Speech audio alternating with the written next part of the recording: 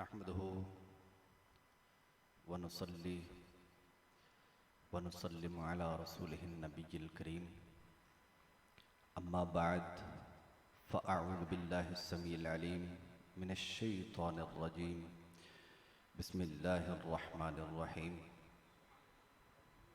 क़ाल अल्लाहु तबारक व तआला फ़िल क़ुरआनिल मजीद वल फ़ुरक़ानिल हमीद वमा अताकुमुर रसूलु फ़ख़ुज़ूहु आमन्तु बिल्लाहि सदक़ल्लाहु मौलानल अज़ीम व बल्लगना रसूलुहुन नबियुल करीम क़ाल अल्लाहु तबारक व तआला फ़ी शानि हबीबिर रऊफ़िर रहीम इन्नल्लाह व मलाइकतहु युसल्लूना अलन नबी या अय्युहल्लज़ीना आमनू सल्लू अलैहि वसल्लिमू तस्लीमा। बाबाज़ बुलंद पढ़िए अल्लाहुम्मा सल्लि वसल्लिम व बारिक अला सय्यिदिना जद्दिल हसन वल हुसैन मौलाना मौलस सकलैन। अल्लाह रब्बुल इज़्ज़त जल्ल मजदुहु की हम्द व सना और रसूल मुकर्रम शफ़ी उम्मम सल्लल्लाहु अलैहि वसल्लम पर दुरूद व सलाम के बाद निहायत ममनून व शाकिर हूँ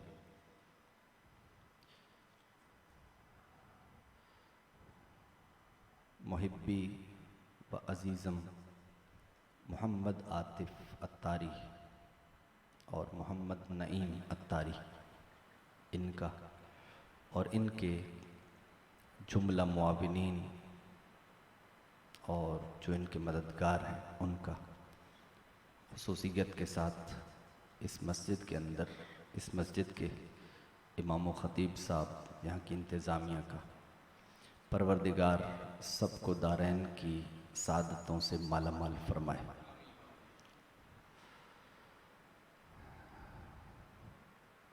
चूँकि मेरी हाज़िरी मुख्तसर है, चंद बातें करूँगा और बड़ी तवज्जो के साथ आपने सुननी है। अल्लाह रब्बुल इज़्ज़त ने अपने हबीब मुकर्रम सल्लल्लाहु अलैहि वसल्लम को जहाँ पर बड़ी शान अता फरमाई है, वहीं पर परवरदिगार ने मुस्तफ़ा को बाइख्तियार भी बनाया है। कुछ कहने वालों ने कहा कि जिसका नाम मोहम्मद या अली हो किसी चीज़ का इख्तियार नहीं रखता, लेकिन बरेली के ताजदार कहते हैं मैं तो मालिक ही कहूँगा कि हो मालिक के हबीब। मैं तो मालिक ही कहूँगा कि हो मालिक के हबीब, यानी महबूब मुहिब में नहीं मेरा तेरा, यानी महबूब मुहिब में नहीं मेरा तेरा, ये मेरा ये नहीं, तो मैं तो मालिक ही कहूँगा। इमाम ने फरमाया तो रब फरमाता है वमा अताकुमुर रसूलु फ़ख़ुज़ूहु, जो रसूल तुम्हें अता करें वो ले लो। बात ये है रसूल के पास होगा तो देंगे ना, समझ आ रही बात? रसूल के पास होगा तो देंगे ना। जो रब फरमा रहा है कि ऐ मेरे महबूब के उम्मतियों, तुम मेरे महबूब जो तुम्हें दें वो तुम ले लो। पता चला कि हबीब के पास है, तभी तो रब फरमा रहा है कि हबीब जो दें वो ले लो। देने वाला कौन? देने वाली ज़ात रब की है और तकसीम करने वाली ज़ात मुस्तफ़ा की है। सही बुखारी शरीफ हदीस नंबर 71। नबी मोहतशम सल्लल्लाहु अलैहि वसल्लम फरमाते व इन्नमा अना कासिमुन वल्लाहु युअती, फरमाया मैं कासिम हूँ, तकसीम करता हूँ और रब मुझे अता फरमाता है।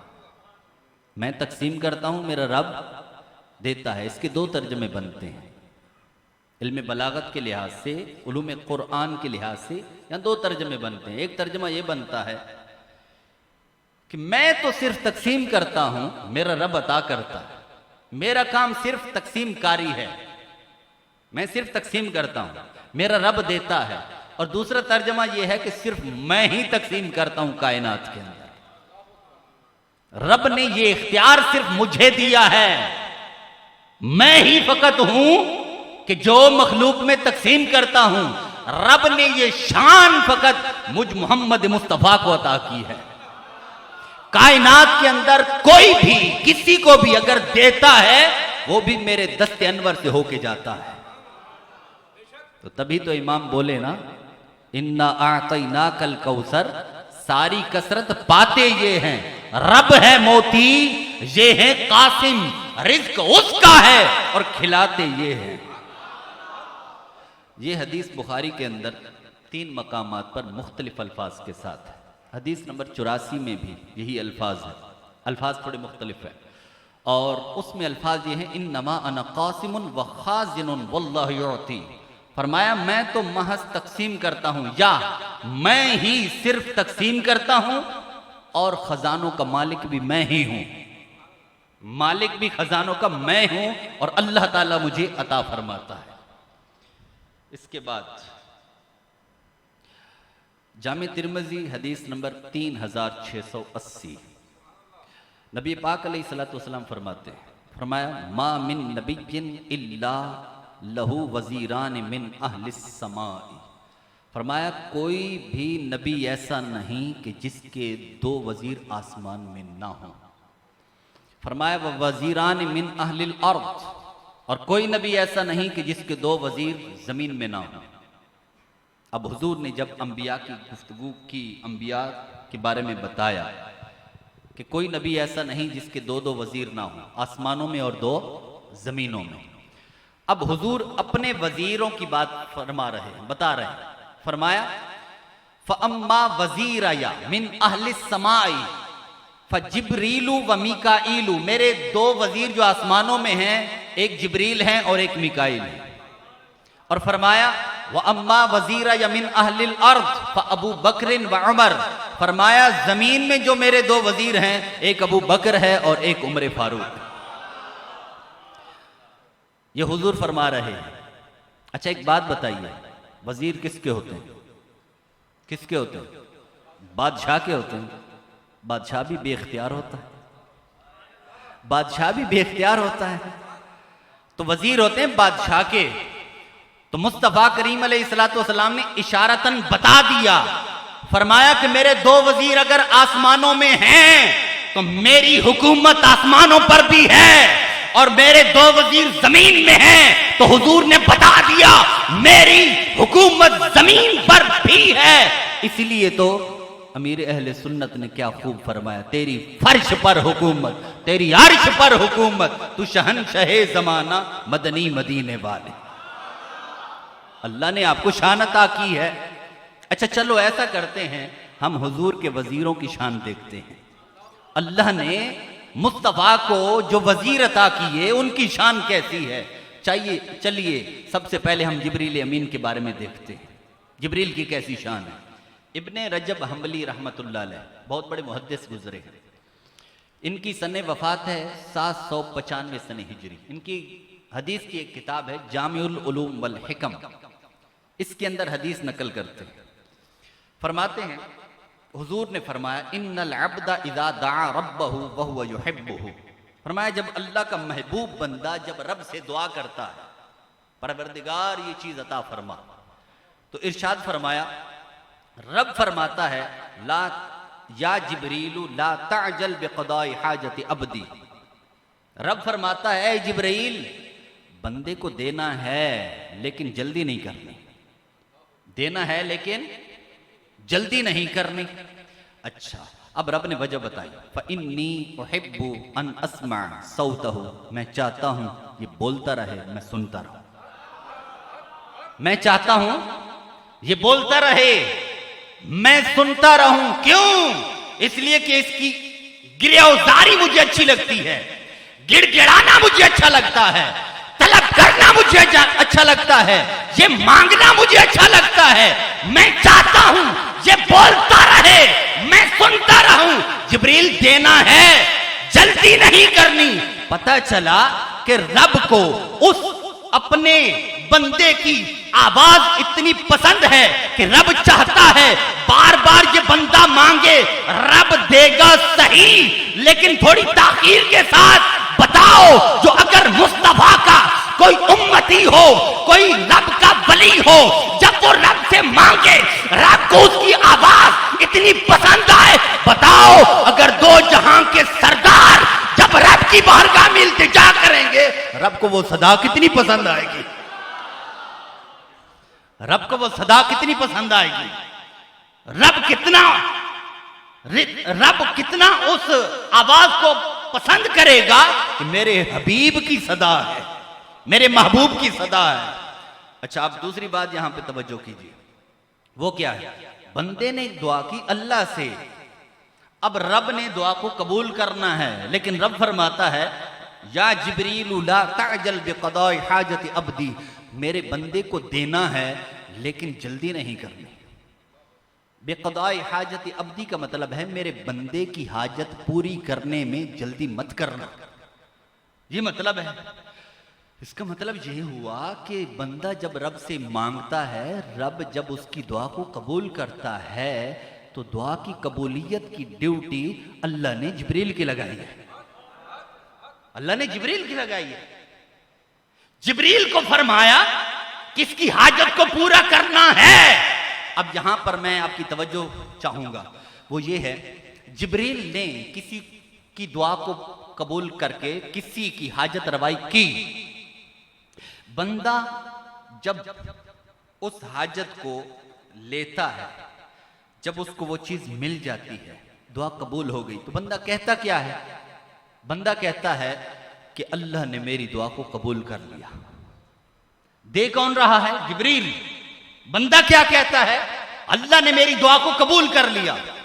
यानी जिब्रील अमीन अगर कुछ दें तो कहा जाता है कि रब ने दिया, तो रब ने जिब्रील को दिया, जिब्रील ने बंदे को दिया, बंदा कहता है रब ने मेरी दुआ कबूल कर ली। इसका मतलब यह हुआ कि अगर अल्लाह की देन से कोई अगर किसी को दे तो कहा जाता है ये अल्लाह की देन है। तो भाई, जब जिब्रील की बात मान रहे हो, जब जिब्रील रब से लेकर दे तो कहा जाता है रब की देन है।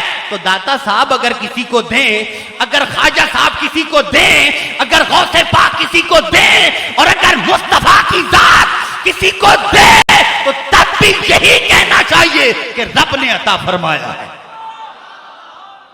रब ने अता फरमाया। वो अलग बात है कि रब ने इन्हें दिया, इन्होंने हमें अता फरमाया, ये पता चला। और फिर जिब्रील अमीन की शान क्या? जितने लोग कायनात के अंदर अगर दुआ करते हैं तो हाजत पूरी करना ड्यूटी है जिब्रील की। मैं कुर्बान जिब्रील की अजमत के, जब हमें ये पता चला कि जिब्रील तेरी शान क्या है, सबकी हाजतों को तू पूरा करता है। और ये जिब्रील वो हैं जो मुस्तफा के वजीर हैं, मुस्तफा के वजीर, जो अगर मुस्तफा के वजीर की ये शान है, बताओ खुद मुस्तफा की शान का आलम क्या होगा, मुस्तफा की कैसी अजमत होगी। ये वही जिब्रील हैं जो मेराज की रात मुस्तफा के कदम थाम के मुस्तफा को बुराक पर सवार करा रहे हैं, जीन को पकड़कर सवार करा रहे हैं, जो मुस्तफा के साथ साथ हम रिकाब होकर जब वो सिदरा पर पहुंचते हैं, मुस्तफा इरशाद फरमाते, जिब्रील तेरे मकाम की यहां पर, तेरी परवाज की यहां पर इंतहा है, मुझ मुस्तफा की यहां से इब्तिदा है। ये जिब्रील हैं जो हुजूर के क्या हैं? वजीर हैं। जब वजीर की ये शान है तो बताओ खुद सरदार का आलम क्या होगा, शहनशाह का आलम क्या होगा, बादशाह और हाकिम की शान कैसी होगी। अल्लाह रब्बुल इज्जत जल्ला मजदूर, एक किताब है,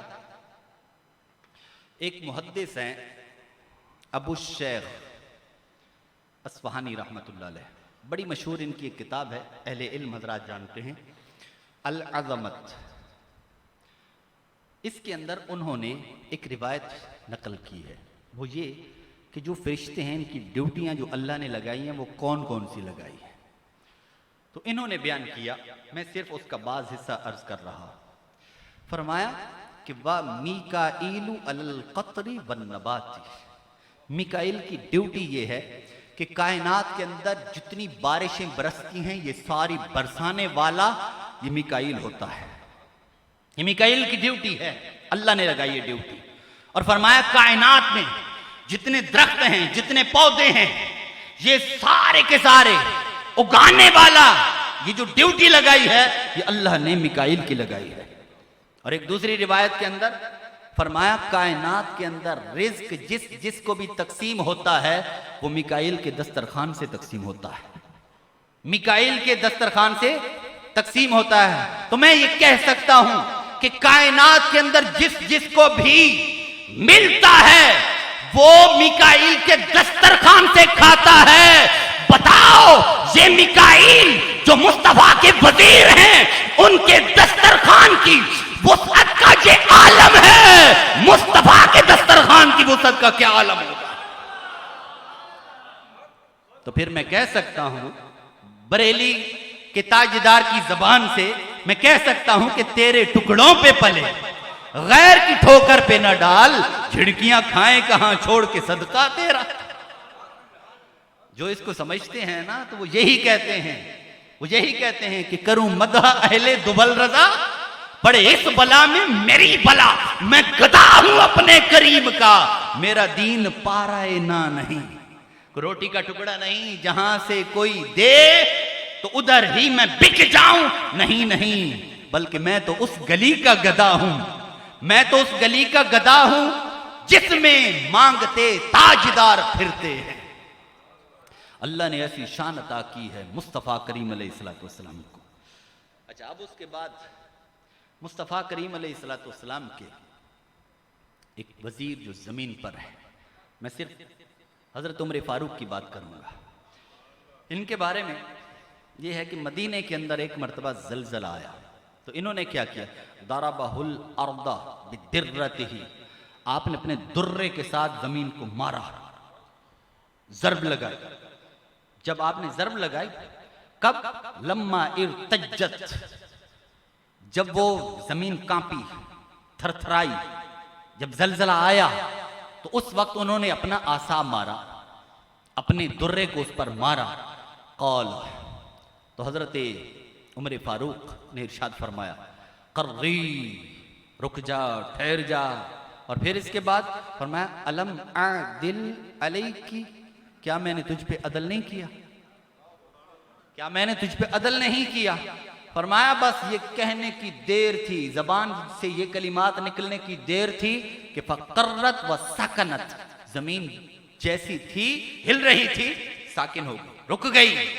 अरे ये वो हैं जो मुस्तफा के वजीर हैं, जिनकी हुकूमत जमीन पर चल रही है। बताओ, जो अगर उमर फारूक की ये शान है कि आप जमीन पर अपना आसा या फिर आप अपना दुर्रा मारें तो उस दुर्रा मारने पर वो रुक जाती है, वो हुक्म को मान लेती है, महबूब की शान का आलम क्या होगा, बादशाह की अजमत का आलम क्या होगा। और यहां पर मुझे वो रिवायत याद आ रही है, नबी पाक अलैहिस्सलाम एक मरतबा ओहद पहाड़ पे तशरीफ ले गए। जब हुजूर ओहद पहाड़ पे, बुखारी की हदीस है, जब हुजूर ओहद पहाड़ पे तशरीफ ले गए तो ओहद पहाड़ हिलने लगा, जलजला आ गया। अच्छा, उससे पहले एक थोड़ी सी मैं एक और रिवायत अर्ज करता हूं, बात सही समझ में आएगी। ये ओहद पहाड़ वो है कि खुद मुस्तफ़ा करीम अलैहिस्सलाम फरमाते हैं, फरमाया उहदुन युहिब्बुना व नहनु नुहिब्बुहु, ओहद ऐसा पहाड़ है कि वो हमसे प्यार करता है, हम उससे प्यार करते हैं, वो हमसे प्यार करता है, हम उससे प्यार करते हैं। फरमाया हम उससे प्यार करते हैं। अच्छा, एक बात बताइए, जब मुहिब अपने महबूब को अपने कुर्ब में देखता है, जब वो अपने घर में देखता है, तो बताओ वो अपनी किस्मत पे नाज करेगा कि नहीं। तो जब मुस्तफ़ा करीम अलैहिस्सलाम अपने यारों के साथ जब ओहद पहाड़ पर तशरीफ ले गए तो बुखारी के अल्फाज हैं, फरजफा बिहिम, पहाड़ किसी और वजह से नहीं थरथराया, किसी और वजह से नहीं हिला, जलजला उस पर किसी और वजह से नहीं आया, बल्कि इसलिए आया है, इसलिए कि उसके दामन के अंदर मुस्तफा तशरीफ लाए थे, अपने यारों के साथ हुजूर तशरीफ लाए थे। अच्छा, जब अब हुजूर तशरीफ लाए तो वो हिलने लगा, और जब वो हिलने लगा इसके बाद अल्लाह के हबीब ने क्या किया? एक हदीस के अल्फाज ये फरमाया, फरक़दहू बिरिजलिही, हुजूर सल्लल्लाहु अलैहि वसल्लम ने अपने पांव से उस पर ठोकर मारी, पांव से ठोकर मारी, और क्या इरशाद फरमाया? अल्फाज ये हैं, उस कुत खामोश हो जा, एक अल्फाज ये उस बुत ठहर जा, मुख्तलिफ अल्फाज। अल्लाह के हबीब उसे फरमा रहे हैं जो बेजान है। क्या है? बेजान है। चलो इससे पहले एक तमहीद सुनिए, बात तभी सही समझ में आएगी। देखो, तीन तरह के अफराद हो, तीन तरह की चीजें होती हैं। एक इंसान है, एक जानवर है, और एक बेजान है। बेजान वो कि जिसके अंदर अल्लाह ने शऊर भी नहीं रखा, ना अकल होती है ना शऊर होता है। नंबर दो, एक वो होते हैं जो जानवर होते हैं, जानवर, उनके अंदर शऊर होता है, अकल नहीं होती। एक इंसान होता है, उसके अंदर शऊर भी है, अकल भी है। बात समझ में आ रही है? ये अशरफुल मखलूकात है, इसमें शऊर भी है और अकल भी है। देखो, जानवर, उनके अंदर अकल नहीं होती, लेकिन वो दुश्मन को पहचान लेते, ये शऊर की बुनियाद पर होता है। वो आपसे भाग जाते हैं, शऊर की बुनियाद पर होता है। लेकिन जो इंसान है, इंसान अशरफुल मखलूकात, इसमें अल्लाह ने अकल रखी है, इसलिए ये अशरफुल मखलूकात हुआ। अब जरा समझिएगा, जो जानवर है वो समझ जाता है, ये उसका जो समझना है ये शऊर की बुनियाद पर है। लेकिन अगर इस माइक को मैं बोलता रहूं, सुनेगा? अमल करेगा? नहीं। याद रखिए, सुनने के लिए फकत शऊर चाहिए, लेकिन अमल करने के लिए, आगे रिएक्शन करने के लिए, अपने जहन से लेकर एक फैसला करने के लिए अकल चाहिए होती है, अकल चाहिए होती है। अब जरा गौर कीजिएगा, मुस्तफा करीम अलैहिस्सलातु वस्सलाम ने जिससे फरमाया वो क्या था? वो पत्थर था, बेजान था, और अल्लाह के हबीब उसे फरमा रहे हैं, हुक्म दे रहे हैं। बताओ, बेजान को हुक्म देने का क्या मतलब हुआ? ये क्या मतलब हुआ? लेकिन मुस्तफा करीम अलैहिस्सलातु वस्सलाम ने उसे हुक्म दिया और आगे से उसने अमल किया। इसका मतलब क्या हुआ? इसका मतलब यह है कि मुस्तफा अगर चाहे तो जो बेजान है, जिसमें शऊर नहीं, जिसमें अकल नहीं, मुस्तफा अगर चाहे उसमें शऊर भी पैदा कर दे और अकल भी पैदा कर दे। मुस्तफा अगर चाहे शऊर भी पैदा कर दे, अकल भी पैदा कर दे। अरे क्या यही चीज वहां पे नजर नहीं आई कि जब आराबी आता है, बरगाह रिसालत में अर्ज करता है कि आप अपनी नबुव्वत की कोई अलामत पेश कीजिए, दलील दीजिए। मुस्तफा फरमाते हैं क्या चाहिए? वो कहता है कि बस वो सामने वादी के अंदर एक दरख्त खड़ा है, बस उससे आप शहादत दिलवा दीजिए, वो गवाही दे दे आपकी रिसालत की, मैं मान जाऊंगा। मुस्तफा इरशाद फरमाते हैं मैं नहीं कहता, जाके तू कह। मैं नहीं, तू कह। ये क्या मतलब हुआ? मतलब ये है कि मुस्तफा करीम अलैहिस्सलातु वस्सलाम खुद फरमाते, उसने तो आना था, लेकिन मुस्तफा ने आगे बढ़कर उससे इरशाद फरमाया जा तू कह दे, ताकि उसको पता चल जाए कि मुस्तफा जिसे फरमा दें उसके कहने पर भी दरख्त शहादत दिया करते हैं, गवाही दिया करते हैं। वो जाता है और जाकर, अच्छा तसव्वुर कीजिएगा जरा, जाता है और जाकर क्या कहता है? अब जैसे ये एक मेरे सामने चीज है, अब इसको मैं बोल रहा हूं, तब ये ठीक है, खैरियत है, घर बार। लोग बड़े बोलेंगे यार बड़ी अजीब बात करता है, लेकिन क्या उस वक्त अजीब मंजर नहीं होगा कि जब आराबी उस दरख्त से बोल रहा होगा कि तुझे अल्लाह के रसूल बुला रहे हैं? कितना अजीब मंजर होगा। अच्छा, उसने सुना, शऊर पैदा हुआ, और फिर उसने अमल किया। क्या? हदीस के अल्फाज ये हैं, वो दाएं हिला, बाएं हिला, आगे हिला, पीछे हिला, जड़ों को जमीन से उखेड़ा, और उखेड़कर चलता हुआ बारगाह रिसालत में हाजिर हो गया। अल्लाह के हबीब की बारगाह में सलाम पेश किया। मुस्तफा करीम अलैहिस्सलातु वस्सलाम ने इरशाद फरमाया बस मेरी रिसालत की गवाही चाहिए। उसने दे दी। अब क्या है? अब क्या है? जरा यहां पे आप थोड़े तवज्जो कीजिएगा। ये जो दरख्त होते हैं ना, इनकी हयात उस वक्त तक है जब तक जमीन में इनकी जड़ें। अगर वो जड़ें निकल गई, हयात खत्म, हयात खत्म। नबूवत का जो पहलू है वो खत्म हो गया। एक एतबार से अगर देखा जाए तो वो जो दरख्त था वो अपनी जान कुर्बान करके आया था। वो जान कुर्बान करके आया था।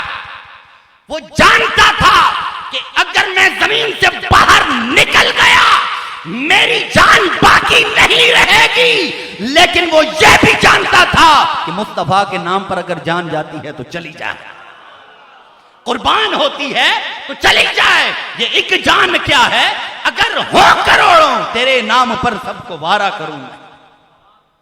लेकिन मैं लजपालां दे लड़ लगियां, मेरे पल्ले भरे रहंदे, मेरी आसा उम्मीदां दे सदा बूटे हरे रहंदे। अरे लो लगाई है मुस्तफा के साथ, अब मुस्तफा की रिसालत की गवाही दे रहा है, तो ये कैसे हो सकता है कि मुस्तफा बेजान छोड़ दे। अरे मुस्तफा के साथ जो लग जाता है, जो लड़ लगा देता है मुस्तफा के साथ, अगर वो अलीउल मुर्तजा होते हैं, शेरे खुदा होते हैं, मुस्तफा पर अगर अपनी नमाज असर कुर्बान करते हैं तो मुस्तफा तो वो नमाज भी जाया नहीं होने देते, वो नमाज जाया नहीं होने देते। इसकी जान कैसे जाया होगी। अरे मुस्तफा के नाम पर, मुस्तफा के आराम पर जिस सिद्दीक ने अपनी जान को कुर्बान किया, मुस्तफा ने उसकी जान को भी जाने नहीं दिया, वापस पलटा दिया। तो ये कैसे हो सकता है कि एक दरख्त मुस्तफा पर अपनी जान वारे और मुस्तफा करीम अलैहिस्सलाम जान वापस ना करें। हदीस के अल्फाज ये हैं, हुजूर ने फरमाया जाओ अपनी जगह पर जाकर खड़े हो जाओ, जहां पर थे वहीं चले जाओ। वो दरख्त जहां से आया था वहीं चला गया। पता चला हुजूर ने जान वापस पलटा दी। अब फिर भी मुस्तफा बेख्तियार है।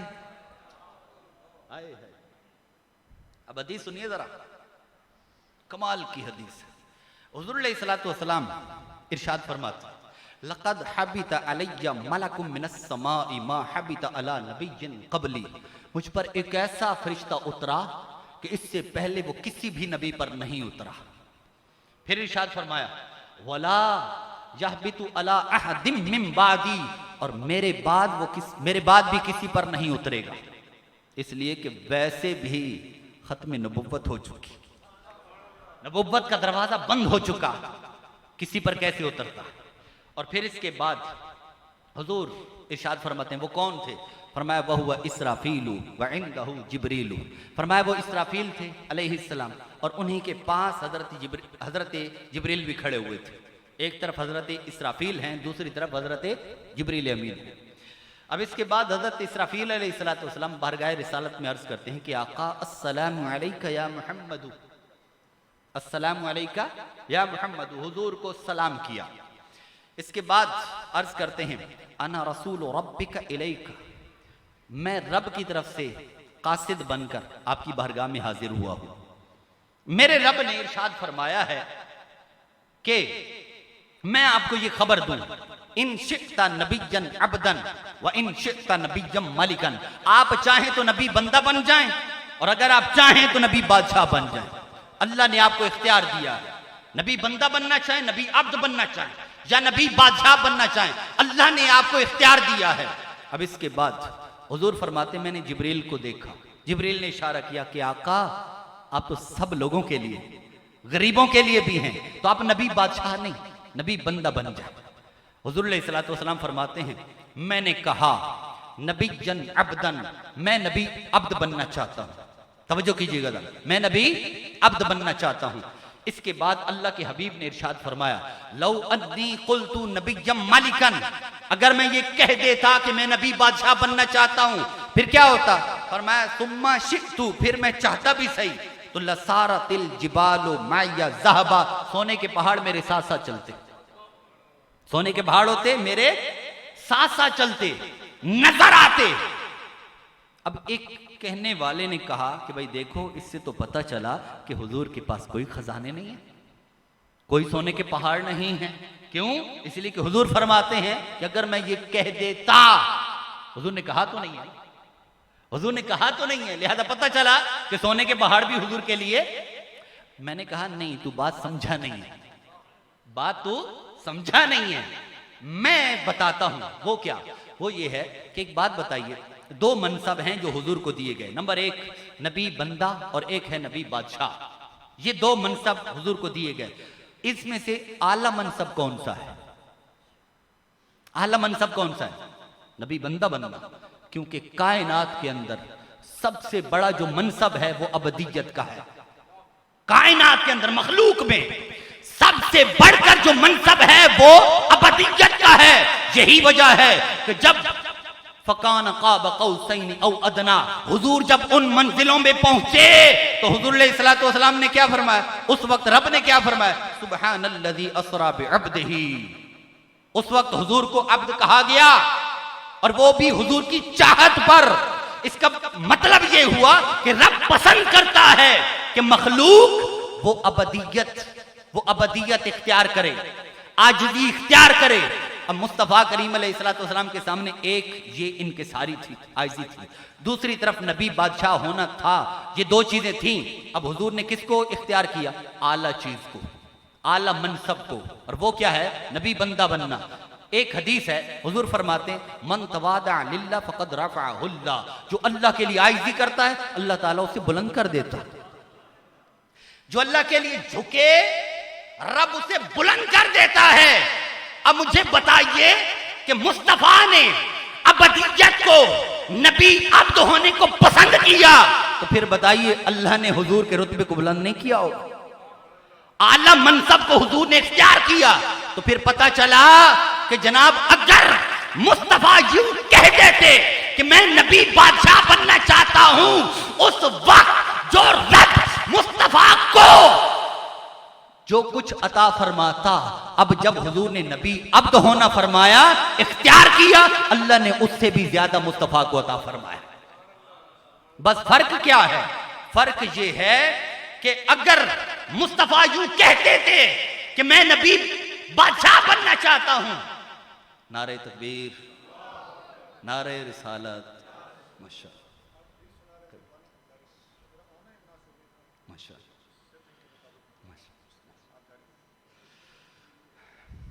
तो हुजूर अलैहिस्सलातु वस्सलाम, बस मैं ज्यादा हाइल नहीं हूंगा, लामा साहब तशरीफ ला चुके हैं।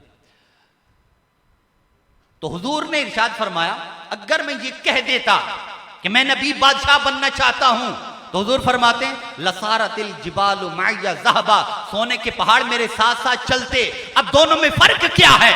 नबी ने ये फरमाया कि मैं नबी बंदा बनना चाहता हूं, हुजूर ने नबी बादशाह होने का नहीं फरमाया। फर्क क्या हुआ?